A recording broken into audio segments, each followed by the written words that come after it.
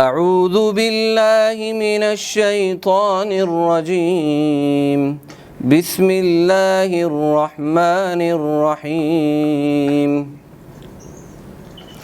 الحمد للہ رب العالمین الرحمن الرحیم مالک یوم الدین إياك نعبد وإياك نستعين اهدنا الصراط المستقيم صراط الذين أنعمت عليهم غير المغضوب عليهم ولا الضالين.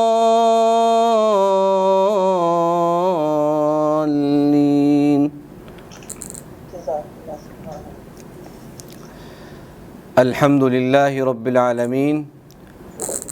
تمام تعریفیں اس اللہ کی ہیں جو تمام جہانوں کو پالنے والا ہے. تمام تعریفیں اس اللہ کی ہیں جو تمام جہانوں کو پالنے والا ہے. الرحمن الرحیم، وہ اللہ جو سب پر مہربان ہے. الرحیم، بہت مہربان ہے. مالک یوم الدین، روز جزا کا مالک ہے. روز جزا کا مالک اللہ ہے. تمام تعریفیں اللہ کی ہیں. الحمد للہ رب العالمین، تمام تعریفیں اللہ کی ہیں. اللہ رب العزت نے سورۃ الفاتحہ کو انسانی مزاج کے اور فطرت کے عین مطابق بنایا ہے. جو انسانی مزاج ہے اور انسانی فطرت ہے، اللہ رب العزت نے سورۃ الفاتحہ کو بالکل اس کے عین مطابق بنایا ہے. انسان کا مزاج یہ ہے کہ وہ 3 کنڈیشنز میں جا کے کسی کی تعریف کرتا ہے، کسی سے محبت کرتا ہے، اس کے محبت کے دعوے اور اس کی تعریفات 3 کنڈیشنز میں ہوتی ہیں. پیدا ہونے سے لے کر جوان ہونے تک وہ اپنی ماں، اپنے والد، ان 2 کی تعریف کرتا ہے. جب بھی دیکھو اس کی زبان پر ایک ہی جملہ ہوتا ہے، میری امی، میرے ابو، مما، ماں، پپا، ابا. یہ جملے وہ تعریف کے طور پر کہہ رہا ہوتا ہے کہ میرے ابو دنیا میں سب سے بہترین انسان ہیں اور میری ماں دنیا کی سب سے بہترین خاتون ہے. ہمیشہ وہ تعریف اپنے والدین کی کرتا ہے. وہ تعریف کیوں کرتا ہے؟ اس لیے کہ اسے معلوم ہے میں نے پیدا ہونے کے بعد سب سے زیادہ جس انسان سے احسان اٹھوایا ہے، جس سے خدمت کروائی ہے اور جس نے ہمیں پالا ہے، وہ ہمارے والدین ہیں. ایک کنڈیشن جب بچپن سے لے کر جوانی تک والدین پالتے ہیں، تربیت کرتے ہیں، تو بچہ اپنے والدین کی تعریف کرتا ہے اور ہر وقت اپنے والدین کے گیت گاتا رہتا ہے، محبت کے دعوے کرتا رہتا ہے. لیکن جب انسان بڑا ہو جاتا ہے تو اس کی تعریف، اس کی محبت اور بھی زیادہ مختلف اور ڈیوائیڈ ہونے لگتی ہے. وہ اپنے دوستوں سے بھی محبت کے دعوے کرنا شروع کرتا ہے. وہ اپنے بیوی سے بھی محبت کے دعوے کرتا ہے. اگر وہ عورت ہے تو اپنے خاوند سے محبت کے دعوے کرتی ہے، اپنی سہیلیوں سے محبت کے دعوے کرتی ہے، ان کی تعریف کرتی ہے، ان کے گیت گاتی ہے. اور پھر جب وہ جوانی گزار لیتا ہے اور جوانی گزار لیتی ہے تو پھر وہ کمزور ہوتی ہے، اس کو سہارے کی ضرورت پڑتی ہے، تو اسے اپنی اولاد کی فکر ہوتی ہے. وہ اولاد، جو بیٹا یا جو بیٹی اپنے والدین کا سہارا بنتی ہیں اور ان کی کمزوری کے اندر ان کی مدد کرتی ہیں، تو ایسی اولاد کو، ایسی بیٹی کو، ایسے بیٹے کو والدین تعریفوں سے، محبت سے ہمکنار کرتے ہیں. گھر میں ہم دیکھتے ہیں کہ ایسی اولاد جو والدین کی بہت زیادہ خدمت کرتی ہے، والدین ہر وقت اس کی تعریف کر رہے ہوتے ہیں، اس سے محبت کر رہے ہوتے ہیں۔ تو پتہ چلا کہ انسانی مزاج کی جو محبت ہے اور تعریفیں ہیں وہ 3 کنڈیشنز کے ساتھ ہیں۔ پہلی چیز تربیت، دوسری چیز محبت اور نرمی، اور تیسری چیز جب انسان کمزور ہوتا ہے تو اسے سپورٹر کی اور طاقتور کی ضرورت پڑتی ہے۔ تو اللہ تعالیٰ نے سورۃ الفاتحہ کی ان 3 آیات میں ہماری انہی 3 کنڈیشنز کو بیان کیا ہے۔ الحمدللہ، ساری تعریفیں اللہ کی ہیں، سب محبتیں اللہ کی ہیں۔ اگر کوئی محبت کے لائق ہے، محبوب بننے کے لائق ہے، کوئی تعریف کے لائق ہے تو وہ اللہ کی ذات ہے۔ الحمدللہ، ساری تعریفیں اللہ کی ہیں۔ کیوں؟ رب العالمین، کیونکہ وہی تو ہے جو تمام جہانوں کو پالنے والا ہے، تمام جہانوں کا روزی دینے والا، نظام کائنات چلانے والا، پوری کائنات کے سسٹم کو بنانے اور چلانے والا اللہ ہے۔ جب پالنے والا اللہ ہے تو جس طرح والدین کی تعریف پالنے کی وجہ سے تھی، تو اسی طرح سے اللہ کی تعریف اور محبت بھی اس وجہ سے ہے کہ وہ ہمارا پالنے والا، ہمارا خالق ہے۔ اور جب ہم بڑے ہوتے ہیں تو ہم تعریف کرتے ہیں اپنی بیوی کی، اپنے شوہر کی، دوستوں کی، ان بیوی کی، ان شوہروں کی تعریف ہوتی ہے جو نرمی کرتے ہیں، محبت کرنے والے ہوتے ہیں۔ اگر کسی بیوی کا شوہر سخت ہوتا ہے تو شوہر کے بارے میں بیوی تعریف نہیں کرتی، یا بیوی سخت ہوتی ہے تو شوہر بھی تعریف نہیں کرتا۔ جب شوہر نرم ہوتا ہے تو سب کہہ رہے ہوتے ہیں ماشاءاللہ محبت کرنے والا شوہر ہے، محبت کرنے والا دوست ہے، تعریف ہوتی ہے۔ تو اللہ رب العزت سب سے زیادہ نرمی کرنے والا ہے، سب سے زیادہ رحم کرنے والا ہے۔ الرحمن الرحیم، سب پر مہربان ہے اور بہت مہربان ہے۔ تو جب سب پر مہربان اور بہت مہربان ہے تو تعریف بھی اسی کی ہے۔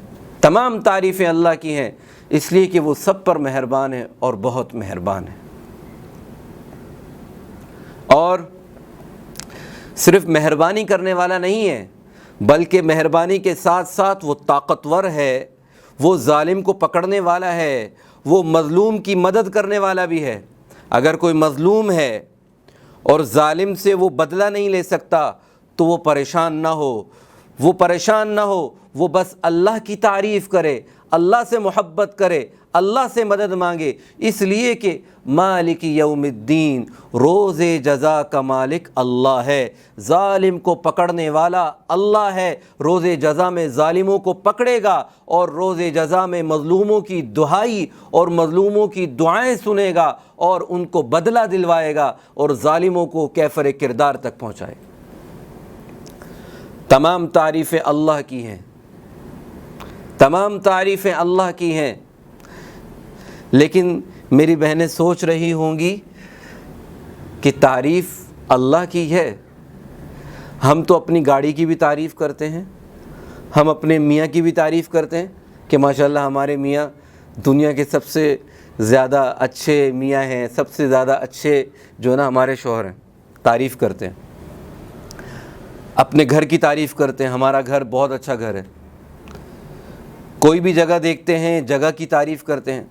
تو اللہ کہہ رہا ہے تمام تعریفیں اللہ کی ہیں۔ حالانکہ ہم دیکھتے ہیں کہ بہت ساری چیزوں کی تعریف ہو رہی ہے، دنیا میں رہنے والی چیزوں کی، مخلوق کی تعریف ہو رہی ہے۔ ساری تعریفیں اللہ کی تو نہیں ہیں، اللہ کے علاوہ پوری دنیا دوسروں کی تعریف میں لگی ہوئی ہے۔ اللہ کہہ رہا ہے تمام تعریفیں اللہ کی ہیں، حالانکہ ہم دیکھتے ہیں اللہ کے علاوہ کی بھی تعریف ہو رہی ہے۔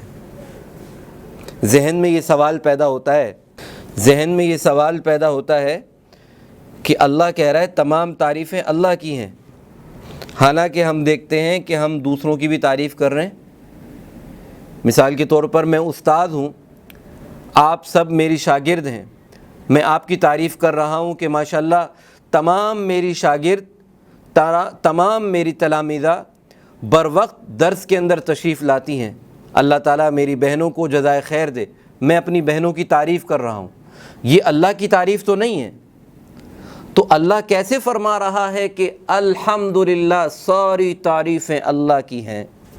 یہ کیسے؟ سوال تو تمام تعریفیں اللہ کی تو نہیں ہیں؟ اس کا جواب بہت آسان ہے۔ اس کا جواب یہ ہے کہ میں نے ابھی چند دنوں پہلے اپنے لیے گاڑی خریدی تو میں ہر ایک کو دکھا رہا تھا کہ ذرا دیکھ کر بتائیں میری گاڑی کیسی ہے،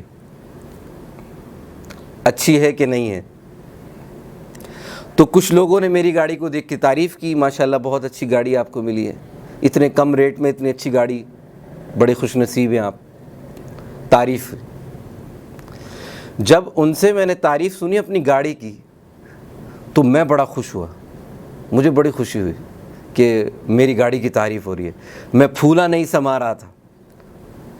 لیکن کچھ لوگ ایسے بھی تھے جنہوں نے میری گاڑی دیکھ کر ان کی برائی کرنا شروع کر دی کہ تم نے کیسی گاڑی خرید لی، اتنی پرانی ہے، اس کی فلاں اس میں عیب ہے، اس کے انجن سے آواز آ رہی ہے، فلاں اس کا پرزہ خراب ہے۔ تو جب وہ میری گاڑی کی برائی کرنے لگے تو اندر سے مجھے تکلیف ہونے لگی کہ یہ لوگ میری گاڑی کی برائی کیوں کر رہے ہیں، تکلیف ہو رہی۔ تو سوال یہ پیدا ہو رہا ہے کہ حبیب صاحب یہ جو آپ کی گاڑی کی تعریف ہو رہی ہے یہ تو آپ کی تعریف نہیں ہے بلکہ آپ کی گاڑی کی تعریف ہے۔ یہ جو آپ کی گاڑی کی برائی ہو رہی ہے یہ آپ کی گاڑی کی برائی نہیں ہے بلکہ یہ آپ کی برائی تو نہیں، آپ کی گاڑی کی برائی ہے۔ تو آپ کیوں برا محسوس کر رہے ہیں، آپ کیوں خوش ہو رہے ہیں؟ اگر میری گاڑی کی کوئی تعریف کرے تو میں خوش ہو رہا ہوں، حالانکہ وہ میری تعریف نہیں، میری گاڑی کی تعریف ہے۔ اس لیے خوش ہو رہا ہوں کیونکہ وہ میری مملوک ہے، وہ میری پراپرٹی ہے، وہ میری ملکیت ہے، وہ میں نے خریدی ہے۔ تو جب میری پراپرٹی کی تعریف ہوگی، میری مملوک کی تعریف ہوگی تو وہ میری پراپرٹی کی تعریف نہیں ہے بلکہ میری تعریف ہے۔ اور اگر میری پراپرٹی کی برائی کی جائے گی تو وہ میری پراپرٹی کی برائی نہیں بلکہ میری برائی ہے۔ تو پتہ چلا کہ اگر ہم کسی مخلوق کی اچھائی بیان کر رہے ہیں، تعریف بھی کر رہے ہیں، تب بھی وہ اللہ کی تعریف ہے۔ مخلوق کی تعریف خالق کی تعریف ہے، مملوک کی تعریف مالک کی تعریف ہے۔ اس لیے اللہ فرما رہا ہے ساری تعریفیں اللہ کی ہیں، چاہے براہ راست اللہ کی تعریف ہو رہی ہو تو بھی اللہ کی تعریف ہے، اور اگر مخلوق کے واسطے سے اللہ کی تعریف ہو رہی ہو تب بھی اللہ کی تعریف ہے۔ کسی کی کوئی چیز کی تعریف ہوتی ہے تو وہ چیز کی تعریف نہیں ہوتی بلکہ اس کے مالک کی تعریف ہوتی ہے۔ کسی نے لکڑی کی کوئی بہت بڑی الماری بنائی، اب لوگ الماری کی تعریف کر رہے ہیں، لیکن وہ الماری کی جو تعریف ہے وہ بنانے والے صانع کی تعریف ہے۔ بالکل ایسے ہی کائنات کی جتنی بھی تعریف کی جا رہی ہے وہ کائنات کی تعریف نہیں ہے بلکہ اللہ کی تعریف ہے، اللہ کی تعریف ہے۔ الحمدللہ ساری تعریفیں اللہ کی ہیں، یہ دعویٰ ہے۔ ساری تعریفیں اللہ کی ہیں، یہ دعویٰ ہے، اور دعویٰ تب مضبوط ہوتا ہے جب اس پر دلیل لائی جاتی ہے۔ جیسے میں نے کہا یہ موبائل جو میرے سامنے موبائل رکھا ہے یہ میرا موبائل ہے۔ سامنے بیٹھنے والے آدمی نے کہا یہ آپ کا نہیں میرا ہے، میں نے کہا نہیں میرا ہے، تو دعویٰ تو میں نے کر دیا، دلیل کہاں ہے؟ ہر دعوے پر دلیل چاہیے ہوتی ہے۔ تو اللہ نے فرمایا تمام تعریفیں اللہ کی ہیں، الحمدللہ تمام تعریفیں اللہ کی ہیں۔ دلیل کہاں ہے؟ بھئی کیوں اللہ کی ہیں؟ وجہ کیا ہے؟ دلیل کیا ہے؟ ساری تعریفیں اللہ کی ہیں کیونکہ وہی تمام جہانوں کو پالنے والا ہے، وہ رب ہے، رب وہ پالنے والا ہے، اور تعریف پالنے والے کی ہوتی ہے، تعریف کھلانے والے کی ہوتی ہے۔ یہ جملہ مشہور ہے مقولہ، جس کا کھائیے اسی کا گائیے، ہم جس کا کھا رہے ہوتے ہیں اسی کا گا رہے ہوتے ہیں۔ بھائی میں خالد صاحب نے میری دعوت کی، اب میں خالد صاحب کی دعوت میں گیا ان کے گھر میں، گھر میں انٹری کی، انہوں نے میرا پرتپاک استقبال کیا، اہلاً و سہلاً کا، مجھے اندر لے گئے اور مجھے بٹھا کر سب کو دسترخوان پر بٹھایا اور بڑا عالیشان کھانے کا انتظام کیا، اور مختلف ڈشیں لائی گئیں اور بڑے مزے کے کھانے تھے۔ سب نے کھانا کھایا، میں نے بھی کھانا کھایا۔ کھانے سے فارغ ہونے کے بعد میں نے خالد کے پاس جا کر زید کو کہا ماشاءاللہ زید بھائی، آپ نے مجھے بڑا اچھا کھانا کھلایا، بہت اچھا کھانا کھلایا، آپ بہت اچھے انسان ہیں۔ زید نے کھانا نہیں کھلایا، خالد نے کھلایا، لیکن میں تعریف کر رہا ہوں زید کی، تو خالد کو بڑا غصہ آئے گا، اسے غیرت آئے گی، وہ کہے گا کہ یہ عجیب انسان ہے، کھانا میں نے کھلایا، تعریف کر رہا ہے زید کی۔ تو جس نے کھانا کھلایا اسی کی تعریف ہوگی، وہی قابل تعریف ہے۔ الحمدللہ، اللہ ہی قابل تعریف ہے، ساری تعریفوں کے قابل اکیلا اللہ ہے۔ کیوں؟ اس لیے کہ وہ رب العالمین ہے، سارے جہانوں کو پالنے والا، تربیت کرنے والا، روزی دینے والا، کھلانے پلانے والا اللہ ہے۔ جب اللہ کھلانے والا ہے، پلانے والا اللہ ہے، روزی دینے والا اللہ ہے، تو تعریف بھی اللہ کی ہوگی۔ یہ ایک طرف بت کھڑا ہوا ہے جس نے نہ کبھی کھلایا نہ پلایا، جس نے ہماری کبھی تربیت نہیں کی، جس نے ہمیں کبھی بڑا نہیں کیا، جس نے ہمیں پیدا نہیں کیا، جس نے ہم پر کوئی احسان نہیں کیا، اس کی تعریف کیوں؟ مشرکین کیا کرتے تھے؟ بتوں کی تعریف کرتے تھے، حالانکہ بتوں نے نہ پیدا کیا نہ کچھ کھلایا پلایا۔ پیدا بھی اللہ نے کیا، کھلایا پلایا پالا بھی اللہ نے، تو تعریف بھی اللہ کی ہوگی۔ الحمدللہ، ساری تعریفیں اللہ کی۔ کیوں؟ اس لیے کہ رب العالمین، سارے جہانوں کو کھلانے پلانے والا اللہ ہے، اس لیے اس کی تعریف ہو، اس لیے ان کی تعریف۔ یہ انسان کی پہلی حالت ہے، یعنی وہ کنڈیشن جس میں وہ کسی کی تعریف کرتا ہے۔ اپنے والدین کی تعریف کیوں کر رہا ہے؟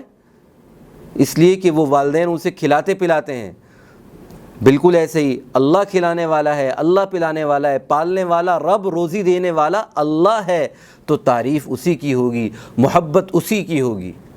الرحمن الرحیم، الرحمن جو سب پر مہربان ہے، الرحیم بہت مہربان ہے۔ الحمدللہ، ساری تعریفیں اللہ کی ہیں جو تمام جہانوں کا رب ہے، تمام جہانوں کی تربیت کرنے والا، تمام جہانوں کو پالنے والا اللہ ہے۔ دیکھیں، تربیت جو ہوتی ہے، تربیت کے دو رکن ہیں۔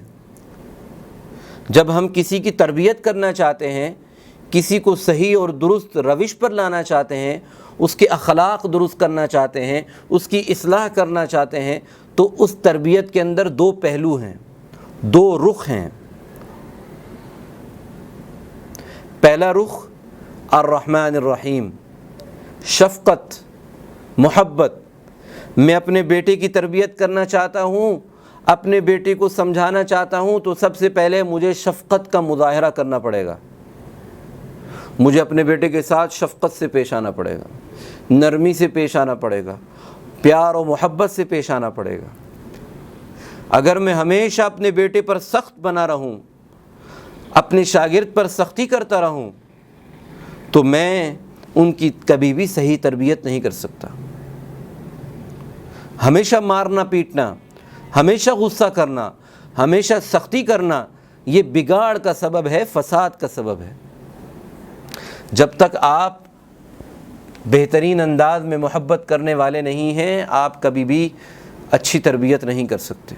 تربیت کا اصول ہے، سب سے پہلے آپ جس کی اصلاح کرنا چاہتے ہیں اس کو اپنے قریب کریں، اس سے محبت کریں، اس سے نرمی کریں۔ جب تک آپ ان کو اپنے قریب نہیں کریں گے، آپ ان کی اصلاح نہیں کر سکتے۔ تو اللہ تعالیٰ کہہ رہا ہے کہ میں سارے جہانوں کو پالنے والا، تربیت کرنے والا میں ہوں۔ تربیت کے دو رکن تھے۔ پہلا رکن تھا شفقت، محبت، پیار، نرمی۔ اللہ تعالیٰ نے فرمایا الرحمن الرحیم، پالنے والا میں ہوں۔ اللہ تعالیٰ رحم کرنے والے ہیں، اللہ پیار کرنے والا ہے، اللہ شفقت کرنے والا ہے۔ الرحمن سب پر مہربان ہے، الرحیم بہت مہربان ہے۔ لیکن اگر عموماً لوگوں کو یہ کہتے ہوئے سنا ہے، لوگ کیا کہتے ہیں؟ لوگ کہتے ہیں جی اللہ تو بڑا غفور و رحیم ہے، اللہ تو بڑا غفور و رحیم ہے۔ گناہ کر رہے ہوتے ہیں، عین گناہ کے وقت میں کوئی انہیں کہتا ہے بھائی گناہ کیوں کرتے ہو، اللہ سے ڈرو، تو جواب ملتا ہے اللہ تو بڑا غفور و رحیم ہے۔ یعنی اللہ کچھ نہیں کہتا، اللہ معاف کرنے والا ہے۔ یقیناً اللہ غفور و رحیم ہے، یقیناً اللہ الرحمن الرحیم ہے، یقیناً اللہ معاف فرمانے والا ہے، یقیناً اللہ پیار کرنے والا ہے، یقیناً اللہ اپنی مخلوق سے رحم کرنے والا ہے، رحمت کرنے والا ہے۔ لیکن ساتھ ساتھ یہ بھی یاد رکھیں وہ غفور بھی ہے، رحیم بھی ہے، لیکن ساتھ ساتھ وہ مالک یوم الدین بھی ہے، روز جزا کا مالک بھی ہے۔ الرحمن الرحیم بھی ہے، لیکن ساتھ میں وہ مالک یوم الدین ہے، روز جزا کا مالک ہے، روز جزا کا مالک بھی ہے۔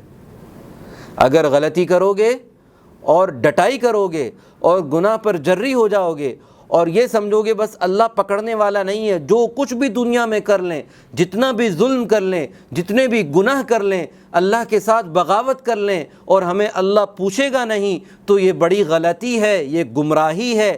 اللہ مالک یوم الدین بھی ہے، روز جزا کا مالک بھی اللہ ہے۔ ایک دن آئے گا جس دن حشر کا میدان لگے گا، انسان کے اعمال پیش کیے جائیں گے اور اس کو ان کے اعمال کے مطابق بدلہ دیا جائے گا۔ اس دن اللہ جس باغی کو اور جو ظالم ہوگا، جو لوگوں کے حقوق پامال کرنے والا ہوگا، جو عوام کا قاتل ہوگا، جو عوام کے پیسے کھانے والا ہوگا، جو حقوق العباد کو پامال کرنے والا ہوگا، جو باغی اور مجرم ہوگا، اللہ اسے قیامت کے دن سزا دیں گے۔ مالک یوم الدین، یہ دوسرا رکن ہے تربیت کا، تادیب، پنش۔ اللہ تعالیٰ نے فرمایا الحمدللہ رب العالمین، تمام تعریفیں اللہ کی ہیں۔ کیوں؟ اس لیے کہ وہ تمام جہانوں کو پالنے والا ہے، تربیت کرنے والا اللہ ہے، اس لیے تعریف بھی اللہ کی۔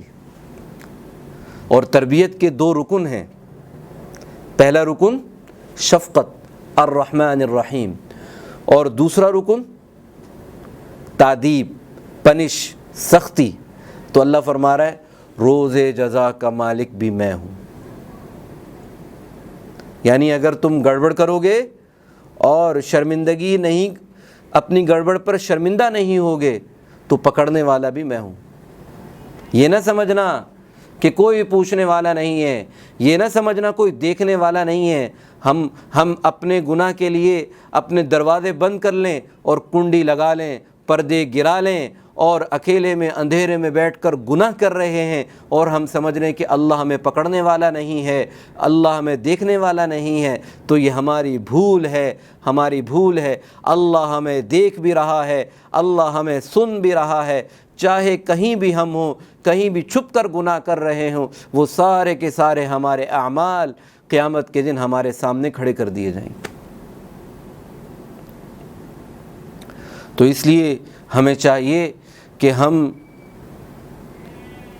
اگر ہم اللہ کو اپنا رب مانتے ہیں اور مالک یوم الدین مانتے ہیں، تو ہمیں سمجھ لینا چاہیے کہ گناہ، اللہ کی نافرمانی کرنا، یہ ہمارے لیے کبھی بھی صحیح نہیں ہو سکتا، کبھی بھی جائز نہیں ہو سکتا۔ اللہ کی نافرمانی ہمیشہ ہمیشہ کے لیے حرام ہے، حرام ہے۔ اللہ نے کبھی بھی اپنی نافرمانی کو جائز نہیں کہا۔ اس لیے غفور الرحیم تو ہے، لیکن ساتھ میں روز جزا کا مالک بھی اللہ ہے۔ یہ بالکل ایسے بتا دیا گیا کہ ایک ہوتا ہے ایمان، ایک ہوتا ہے کامل ایمان۔ میں اس کو تدبر کے ساتھ جب سوچتا ہوں، یہ جو آپ کے سامنے میں باتیں بیان کر رہا ہوں، یہ خود میں نے اپنے ذہن میں سوچ سوچ کر تیار کی۔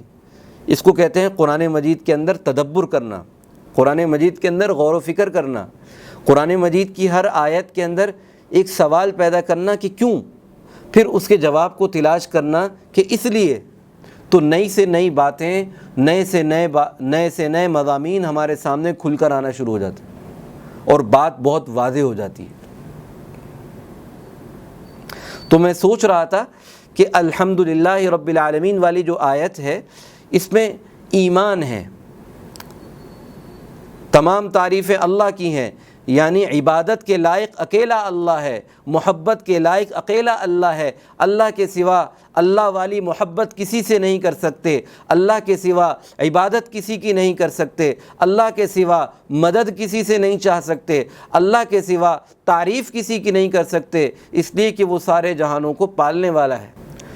اور جب ایمان لے آتا ہے انسان، حضرت عمر رضی اللہ تعالیٰ عنہ کو ارشاد ہے، حضرت عمر نے فرمایا کہ قیامت کے دن جب اگر یہ اعلان کر دیا جائے گا، یہ اعلان کر دیا جائے کہ 99% سب کے سب جنت میں جائیں گے سوائے ایک آدمی کے، ایک آدمی کو میں جہنم میں بھیجوں گا، اگر یہ اللہ اعلان کر دے تو مجھے ڈر ہے کہیں وہ ایک جہنم میں جانے والا میں نہ ہوں، مجھے خوف ہے۔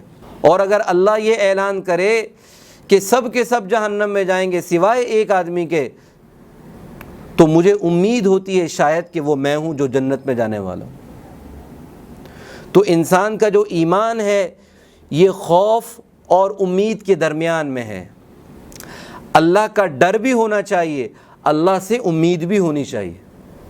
صرف امیدیں باندھ لی کہ بس اللہ تو ہمیں معاف کر دے گا، کچھ بھی نہیں ہوگا، جتنا بھی نافرمانی کر لیں، لوگوں سے جتنے بھی پیسے کھا جائیں، جتنا بھی ظلم کر لیں، حقوق کو پامال کر لیں، کچھ نہیں ہوگا۔ اللہ سے ہمیں بڑی امیدیں ہیں۔ بالکل امید باندھ لینا اور خوف کا نہ ہونا یہ بھی گمراہی ہے۔